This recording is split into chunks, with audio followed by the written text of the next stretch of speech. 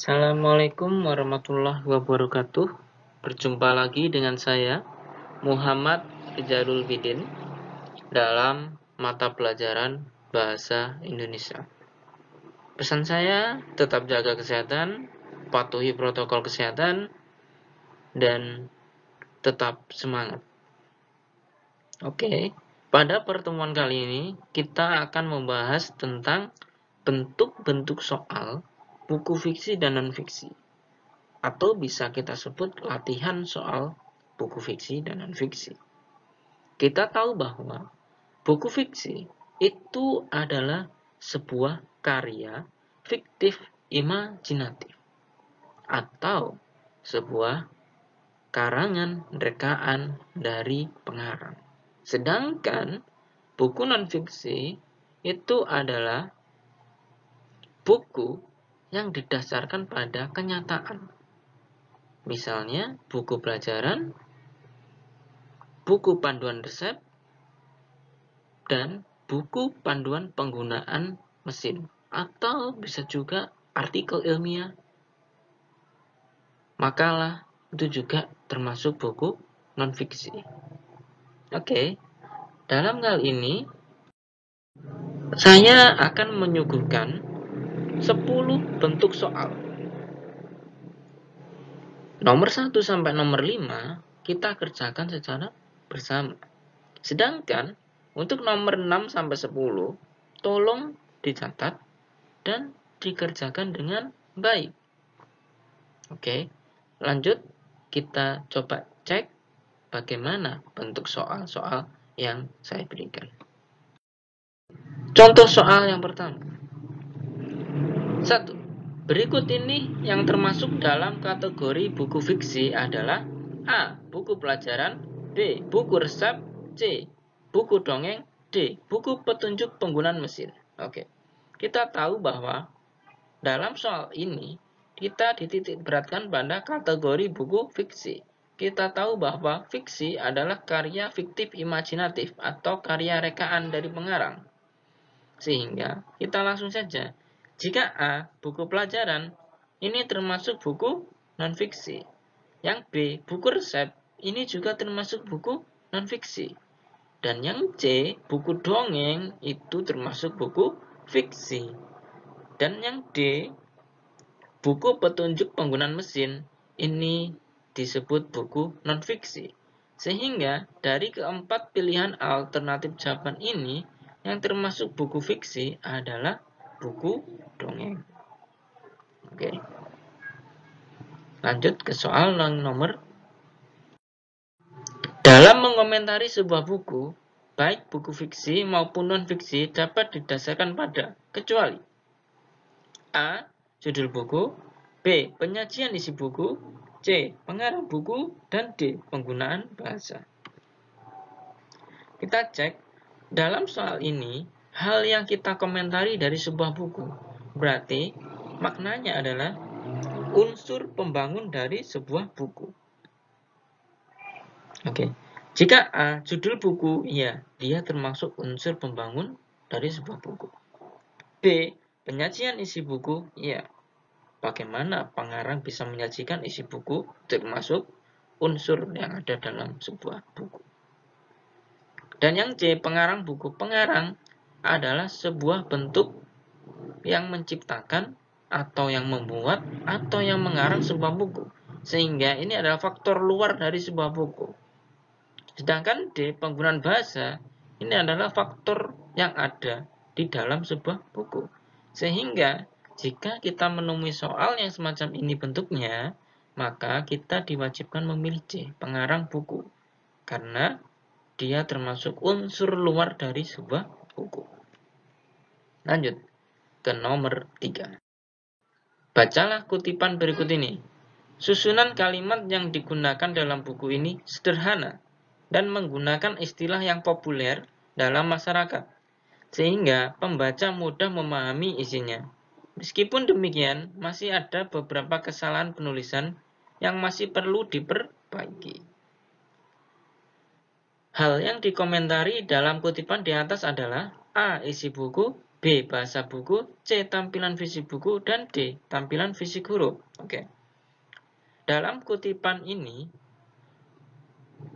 sudah disuguhkan sebuah kata susunan kalimat, sehingga ini berkaitan dengan tata kebahasaan sebuah cerita atau sebuah buku. Sehingga jawabannya kita diwajibkan memilih yang B, bahasa buku, karena berhubungan dengan susunan kalimat atau unsur pembangun kalimat dalam buku. Oke, lanjut ke nomor 4.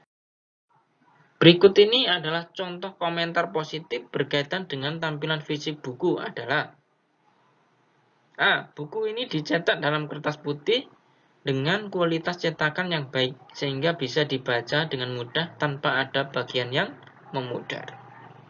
B. Buku ini memiliki sampul dengan warna menyala, akan tetapi ilustrasi yang digunakan tidak sesuai dengan isi dan tema besar buku. C. Buku ini sangat bagus dan pastinya berisi ajaran positif yang bisa bermanfaat bagi para pembaca, khususnya bagi anak-anak yang masih dalam tahap belajar. Dan D. Buku ini memiliki banyak sekali kelebihan, baik dari segi fisik, dari segi isi, maupun dari gaya penyampaian penulis yang ringan tapi elegan. Oke, dalam kasus ini, dalam soal ini, yang pertama kita cek adalah komentar positif. Dan yang kedua yang kita tanamkan dalam otak adalah tampilan fisik buku. Oke. Di sini ada positif dan di sini ada tampilan fisik buku. Maka kita cari komentar yang positif terlebih dahulu. A. Ini termasuk komentar positif. B. Ini termasuk komentar negatif karena akan tetapi, ada kata akan tetapi. Yang C. Ini komentar positif. Dan yang D juga termasuk komentar positif. Oke. Untuk A, ini betul-betul komentar positif tapi berhubungan dengan fisik buku. Yang B tadi sudah gugur ya, dia bukan komentar positif. Dan yang C, ini komentar positif tapi yang berkaitan dengan isi buku. Dan yang D, ini komentar positif tapi lebih condong ke gaya penyampaian penulis. Sehingga dalam kasus ini, dalam soal ini kita diwajibkan memilih yang A karena dia termasuk komentar positif dan juga termasuk tampilan fisik buku. Oke, itu ya. Lanjut ke nomor 5. Perhatikan contoh komentar berikut. Dari judulnya saja, buku ini sudah mengundang selera untuk membaca.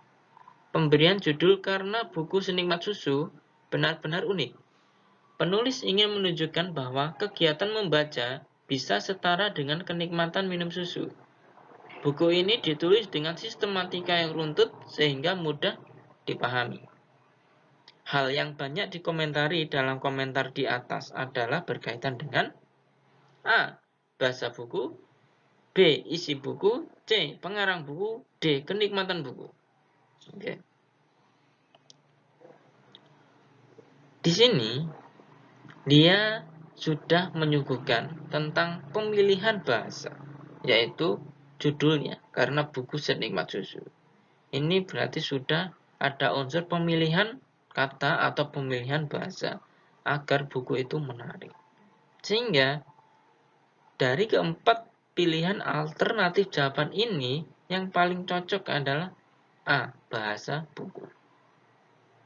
Karena dia dalam kalimat pertamanya sudah menyuguhkan karena buku Senikmat Susu yang berhubungan dengan bahasa. Oke, lanjut.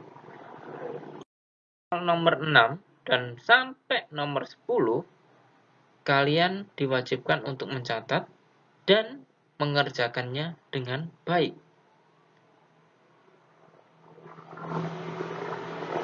Ingat, dalam mengerjakan soal bahasa Indonesia, kalian harus membaca soal berulang-ulang dan juga bacaan secara berulang-ulang agar kalian bisa menemukan jawaban yang lebih tepat.